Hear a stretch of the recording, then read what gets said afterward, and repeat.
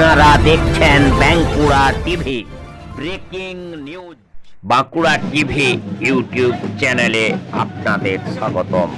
আজ Bankura TV YouTube চ্যানেলে আমি বাঁকুড়া টিভির chief editor the tiger journalist দাদা উত্তম দে তুলে ধরছি পশ্চিম বাংলার একটি গুরুত্বপূর্ণ ব্রেকিং নিউজ।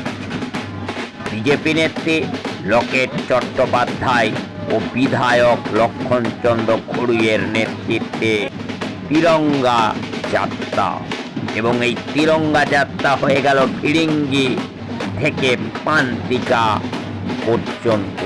এই তিরঙ্গা যাত্রায় হাজার হাজার বিজেপি কর্মী, সমর্থক এবং সাধারণ মানুষের অংশগ্রহণ চোখে পড়ল।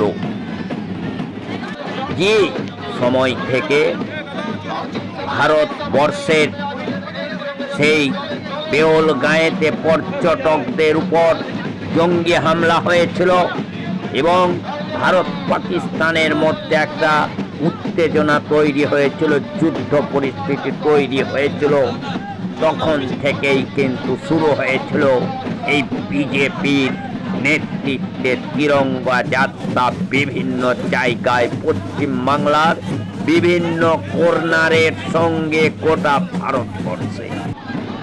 অর্থাৎ এর থেকে প্রমাণিত হয়, এর থেকে বিশ্লেষণ করে বলা যায় যে বিজেপি একমাত্র ভারতবর্ষের জাতীয়তাবাদী পার্টি, যারা দেশের কথা ভাবে, যারা দশের কথা ভাবে, যারা ভাবে দেশ আগে তারপরে রাজ্য।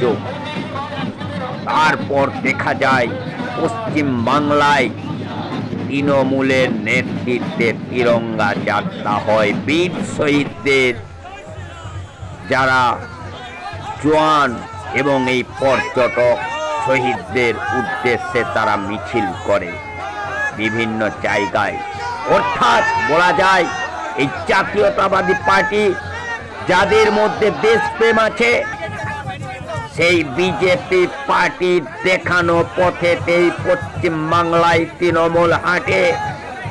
যতই মমতা ব্যানার্জি বড় বড় কথা বলুক, যতই এই chief minister, compartmental chief minister মুখে বড় বড় কথা বলুক, পশ্চিম বাংলা কিন্তু দেখা যাচ্ছে যে যেভাবে পশ্চিম বাংলার বিভিন্ন প্রান্ত থেকে সন্ত্রাসবাদী কার্যকলাপ চলছে, তাতে মুর্শিদাবাদ হোক, তাতে মালদা হোক, তাতে নদিয়া হোক, তাতে ভাঙড় হোক, তাতে শামশেরগঞ্জ হোক, জিয়াগঞ্জ হোক, আদিবগঞ্জ হোক, সুতি হোক, বীরভূম হোক, সমস্ত জায়গায় কিন্তু শেল্টার দিচ্ছে এই মমতা ব্যানার্জির পার্টি। অর্থাৎ এই বাংলাদেশি এবং এই পাকিস্তানি এবং হামাসের যারা জঙ্গি, তাদের সঙ্গে যোগসূত্র রয়েছে পশ্চিম বাংলার। এমনকি পশ্চিম বাংলার মাটিকে তারা ব্যবহার করছে, পশ্চিম বাংলাতে তারা ঘাঁটি গোড়ার চেষ্টা করছে।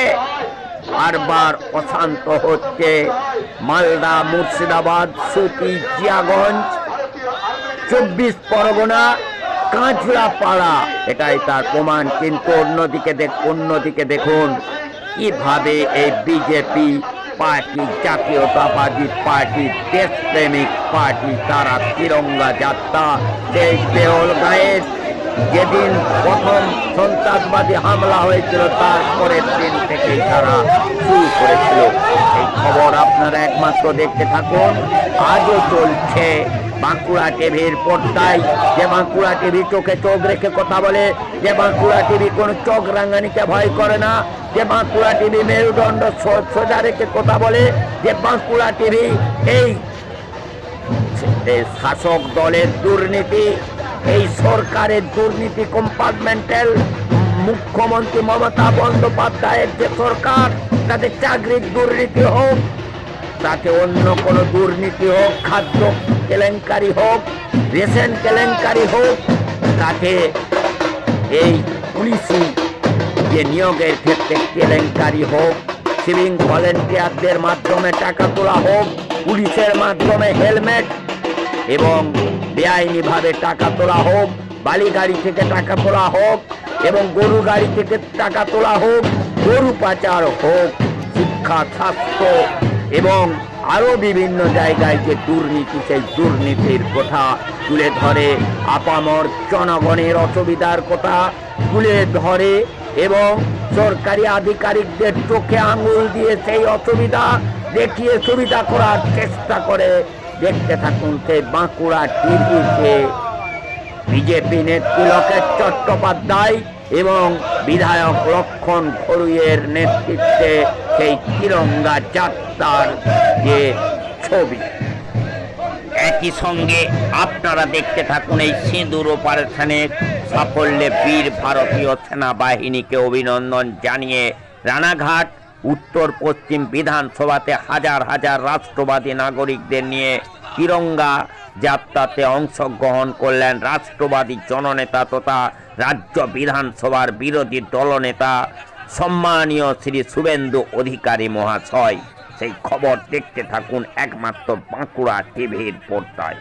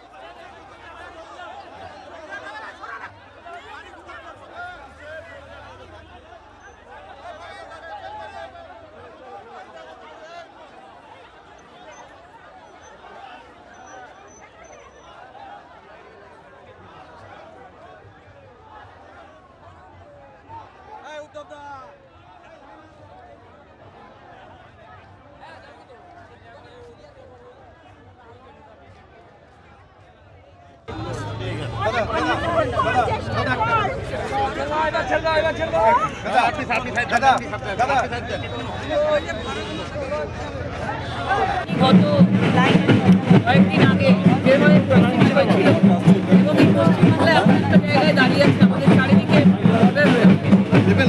সীমান্তে ফলা রয়েছে পশ্চিমবঙ্গে, আমাদের বাংলার বর্ষা রয়েছে এবং এটা অবস্থা রয়েছে যে আমাদের দেশের বাইরে যেভাবে ভারতবর্ষ এত ডেভেলপমেন্ট, এতভাবে বিকাশ করছে, যেভাবে ভারতবর্ষকে ওরা নজর করেছে, তার সঙ্গে আমার মনে হয় যে পশ্চিমবাংলায় আরো বেশি করে নজর দেওয়া উচিত।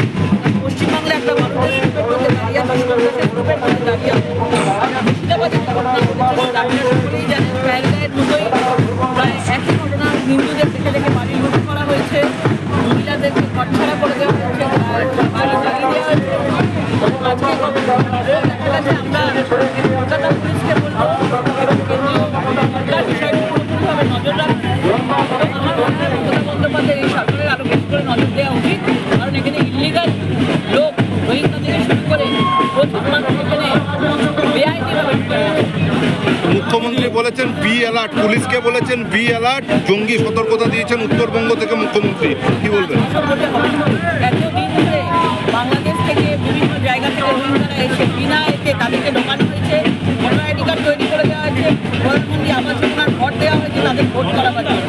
এখন বলছে বি অ্যালার্ট, বি অ্যালার্ট আগে হলেন না কেন? আমরা প্রত্যেকে জানি এই পশ্চিমবাংলা এখন সন্ত্রাসীদের, বাইরে থেকে বেআইনি লোকেদের বাসস্থান হয়ে উঠেছে। এখন বি অ্যালার্ট বলে কিছু করতে হবে না, আর ধাক্কা দিয়ে এইসব বাংলাদেশি বলুন, পাকিস্তানি বলুন, যারা অবৈধভাবে রয়েছে তাদেরকে বের করতে হবে, অ্যাকশন দিতে হবে। শুধুমাত্র বি অ্যালার্ট বলে আমি আমার বললাম হয়ে গেল, এটা হয় না। বাইরের স্টেট থেকে নাকি রাজ্যের লোক মুখ্যমন্ত্রী আজকে নিজেই বলেছেন।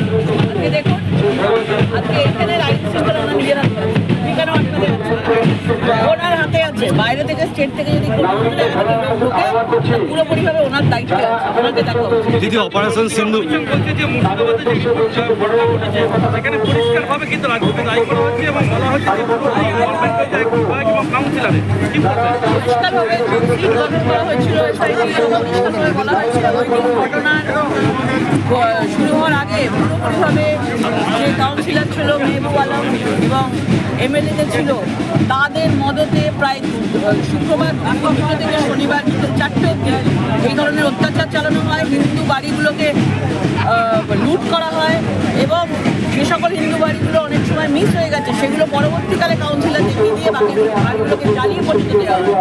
মহিলাদের কাপড় জামা পুড়িয়ে দেওয়া হয় যাতে মহিলারা অন্য কোনো বস্ত্র যেন না পায় এবং সেখান থেকে কোনো পরিবারকে তারা বলেওছে যে কোনো পরিবারকে দরজা তালা বন্ধ করে দিয়ে জ্বালিয়ে দেওয়া হয়েছিল, বিএসএফরা যদি না আসতো সেই পরিবারটা বাঁচত না। পুরোপুরিভাবে সেই তদন্তে বেরিয়ে এসছে, অনেক সত্য বেরিয়ে এসছে। মুখ্যমন্ত্রী দেখেও না দেখার ভান করছেন, হেলিকপ্টারে চড়ে ওখানে গেছেন, ভেতরে দিয়ে যাননি, কারণ উনি জানেন যে নিচে হেঁটে গেলে হয়তো গাড়িতে করে গেলে অনেক বিক্ষোভ হতে পারে। পুরোপুরিভাবে এই মুর্শিদাবাদের ঘটনাকে ধামাচাপা দেওয়ার চেষ্টা করা হচ্ছে এবং সেটা অত্যন্ত নিন্দনীয়। পহেলগাঁওতে যে হিন্দুদেরকে ধর্ম দেখে দেখে কোনো হাজব্যান্ডকে কোনো বাবাকে যেভাবে হত্যা করা হয়েছে, ঠিক সেম জিনিস মুর্শিদাবাদে হিন্দুদের বাড়ি দেখে দেখে জ্বালিয়ে লুট করে পুড়িয়ে দেওয়া হয়েছে। কি কারণ আজকে এই মিছিল? আমাদের অপারেশন সিঁদুর, আপনারা প্রত্যেকে জানেন যে পহেলগাঁওয়ের জবাব আজকে আমাদের ভারতীয় সেনারা দিয়েছেন এবং আমাদের ভারতীয় নারীদের সিঁদুরের স্বাভিমান বলুন, সিঁদুরের সম্মান বজায় রেখেছেন, ভারত মাতার সিঁদুরের সম্মান বজায় রেখেছেন, যে জবাব দিয়েছেন। 145 কোটি মানুষকে ভারতীয় সেনারা সুরক্ষা দিয়ে চলেছে।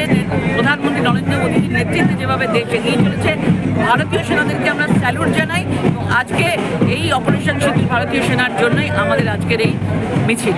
রোহিঙ্গারা দিন ধরে শিক্ষকরা রাস্তায়, আগামীকাল হাইকোর্ট বলেছে দুজনকে পুলিশের সাথে সহযোগিতা করতে এবং থানায় যেতে। দুই শিক্ষক নেতাকে থানায় যাওয়ার কথা বলেছে। দেখুন, খুবই খুবই কষ্টের বিষয়।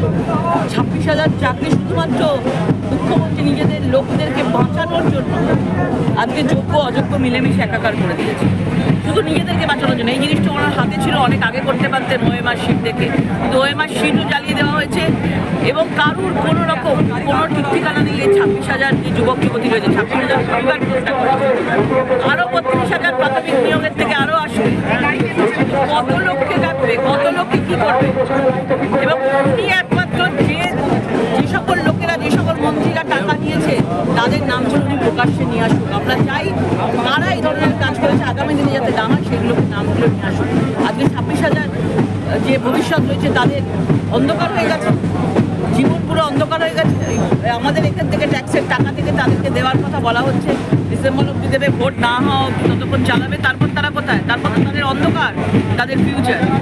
সুতরাং পশ্চিমবঙ্গের অবস্থা ভয়াবহ অবস্থা। দুজন শিক্ষক নেতাকে যেতে বলেছে পুলিশের সাথে সহযোগিতা করতে এবং হাইকোর্ট বলেছে। দেখুন, যতই সহযোগিতা করুক, যাদের চাকরি গেছে তাদের চাকরি গেছে।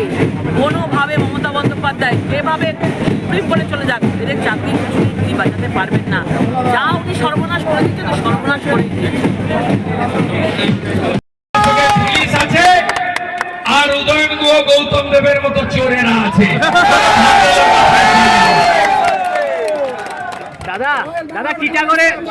ধন্যবাদ মাননীয় শুভেন্দু অধিকারী মহাশয়কে।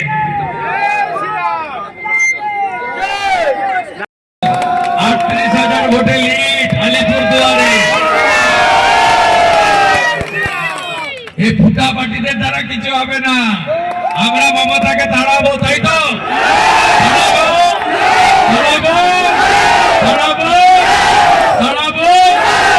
আরেকটা খবর শুনেননি, পরে হয়তো সন্ধ্যাবেলা গিয়ে মোবাইলে শুনবেন।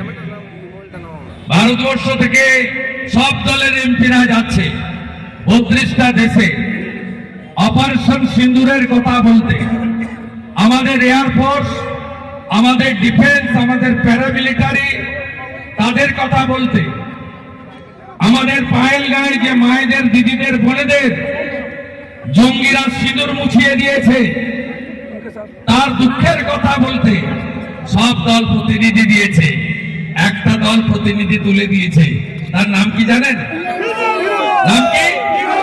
কেন তুলেছে?